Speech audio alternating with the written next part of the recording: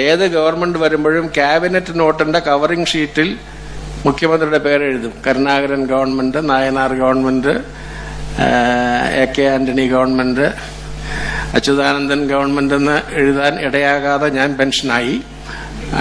എങ്കിലും മുഖ്യമന്ത്രിയുടെ പേരിലാണ് അറിയപ്പെടുന്നത്. എന്നാൽ ഉമ്മൻചാണ്ടി സർക്കാർ എന്നുള്ള ആ സംജ്ഞ ക്യാബിനറ്റ് നോട്ടുകളുടെയും ഹജൂറിന്റെ ഗർഭഗ്രഹത്തിന്റെയും പരിമിതികളെ അതിജീവിച്ച് കേരളം മുഴുവൻ നിറഞ്ഞിരിക്കുകയാണ്.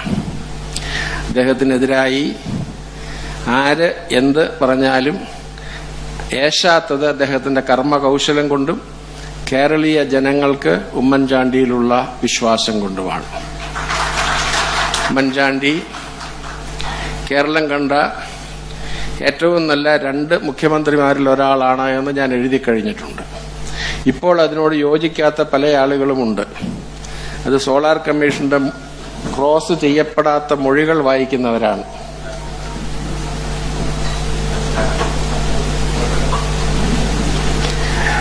അബ്ദുറഹിമാൻ സാഹിബിന് എന്നോടുള്ള സ്നേഹം പടച്ചവൻ കണ്ടതുകൊണ്ടാണ്, അല്ലെങ്കിൽ ഞാനിരുന്ന കസേരയാണത്.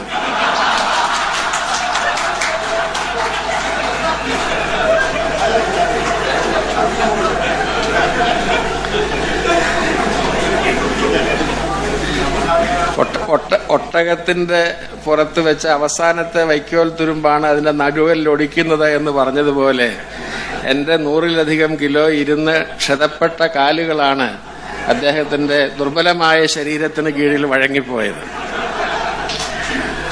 അതുകൊണ്ട് ശ്രീ ഉമ്മൻചാണ്ടി അച്യുതമേനോനോടൊപ്പം നിൽക്കുന്ന ഒരാളാണ്.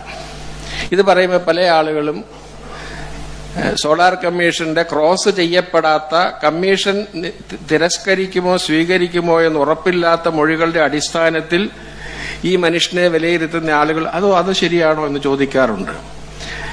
ഇനി 25 കൊല്ലം കഴിയുമ്പോൾ ഞാൻ ജീവിച്ചിരിപ്പുണ്ടാവുകയില്ല. ഇവിടെ ഇരിക്കുന്ന പലരും കാണും.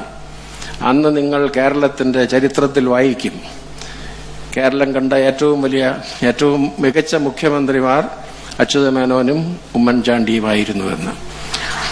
ഭാവിയിലേക്ക് നോക്കാനുള്ള ദീർഘവീക്ഷണത്തിന്റെ ബലമാണ് ഉമ്മൻചാണ്ടിയെ മുൻപോട്ട് കൊണ്ടുപോകുന്നത്. അച്യുതമേനോന്റെ കാലത്തും ഉണ്ടായിരുന്നു. അച്യുതമേനോന്റെ കാലത്ത് 2 സിറ്റിംഗ് ജഡ്ജിമാരെ, പെൻഷനായി തൊഴിലില്ലാതിരിക്കുന്നവരെയല്ല, 2 സിറ്റിംഗ് ജഡ്ജിമാരെ വെച്ച് അന്വേഷിപ്പിക്കാൻ ആരോപണങ്ങളുണ്ടായി. അതിലൊരാരോപണത്തിൽ ഞാനും കൂട്ടുപ്രതിയായിരുന്നു.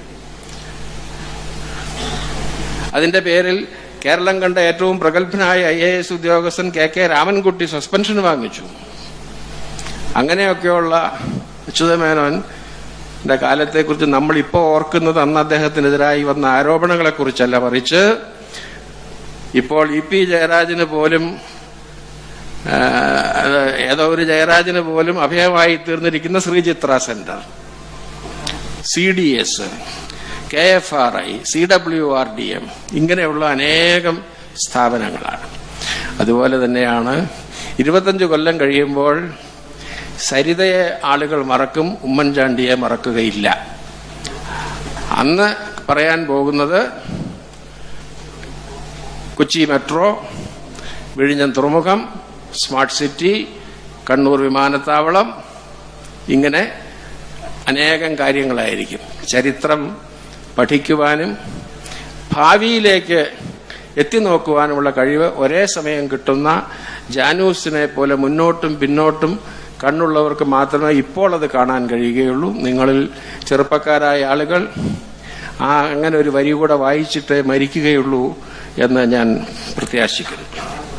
അതുകൊണ്ട് ഈ ഉമ്മൻചാണ്ടി എല്ലാവർക്കും ശുപാർശക്കത്ത് കൊടുക്കുന്ന ആളാണെന്ന് ഞാൻ തന്നെ എഴുതിയിട്ടുണ്ട്. ഇദ്ദേഹം എഴുതിയ ഒരു ശുപാർശക്കത്ത് ഞാൻ കണ്ടിട്ടുണ്ട്. അത് ക്ലിന്റൺ എഴുതിയതാണ്. ഞാനൊരു ദിവസം മദ്രാസിലേക്ക് പോകാനായിട്ട് കഴിഞ്ഞ BJP സർക്കാരിന്റെ കാലത്ത് എന്നെ ചില കമ്മിറ്റികളിലൊക്കെ വെച്ചിരുന്നു. യോഗത്തിന് പതിവായി പോകണം. എയർപോർട്ടിൽ ഇരിക്കുമ്പോൾ ഒരാൾ വന്ന് തൊഴുതു. എന്താണെന്ന് ചോദിച്ചപ്പോൾ അദ്ദേഹം മദ്രാസിന് പോവാണ്. എന്താ കാര്യം? മകന് അമേരിക്കൻ വിസയ്ക്ക് ഇന്റർവ്യൂ ആണ്. മകൻ പഠിക്കാൻ പോവാണോ ജോലിക്കാണോ? ജോലി. എവിടെയാണ് ജോലി? അതായില്ല, അവിടെ ചെന്നാൽ ശരിയാവും, കുഞ്ഞുഞ്ഞിന്റെ എഴുത്തുണ്ട്. അന്ന് അദ്ദേഹം MLA മാരുടെ കയ്യിലുള്ള ഒരു ബാഗ് എടുത്ത് തന്നെ ഒരു എഴുത്ത് കാണിച്ചു. അത് ആ എഴുത്ത് പുതുപ്പള്ളി MLA എഴുതിയിരിക്കുന്നതാണ്. പ്രിയപ്പെട്ട ക്ലിന്റണ്, ഈ കത്തുമായി വരുന്ന രാഘവൻപിള്ള എന്റെ നിയോജക മണ്ഡലത്തിലെ ഒരു വോട്ടറാണ്.